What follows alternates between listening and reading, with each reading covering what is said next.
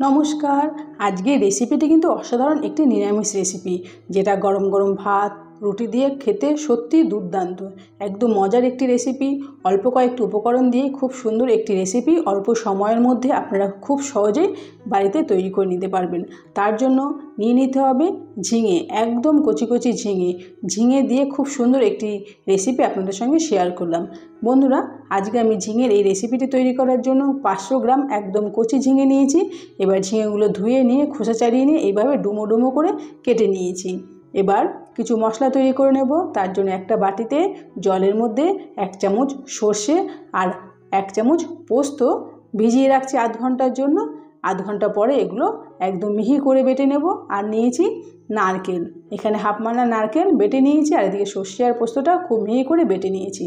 এবার কড়াইতে সর্ষে তেল দিয়ে গরম করে নিয়ে কালো জিরে ফোড়ন দিয়ে দিলাম। কালো জিরেটা ভাজা হতেই এর মধ্যে দিয়ে দিচ্ছি ঝিঙেগুলো।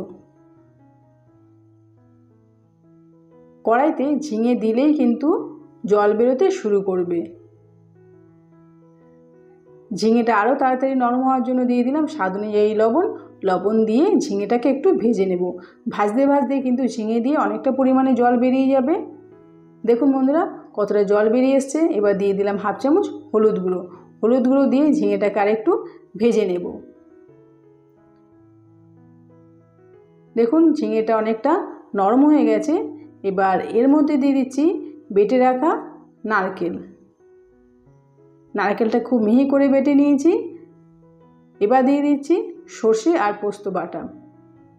এই দুটো মশলা দিয়ে কিন্তু খুব সুন্দর একটা রেসিপি তৈরি হয়ে যাবে। এবার দিয়ে দিচ্ছি 2 কাঁচা লঙ্কা চেরা।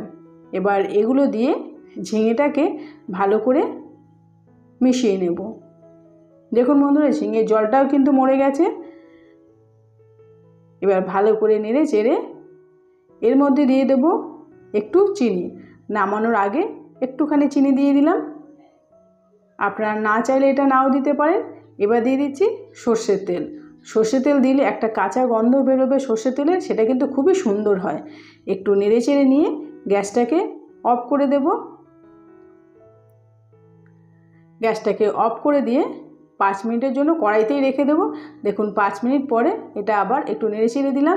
একটা কলা পাতায় আমি পরিবেশন করে দিলাম। দেখুন বন্ধুরা, কত সুন্দর দেখতে লাগছে। একদম অসাধারণ একটি রেসিপি। নিরামিষের দিন কিন্তু আপনারা অবশ্যই এই রেসিপিটি তৈরি করবেন। বন্ধুরা, আজকের এই রেসিপিটি আপনাদের কেমন লাগলো অবশ্যই লাইক কমেন্টস করে জানাবেন। Thank you.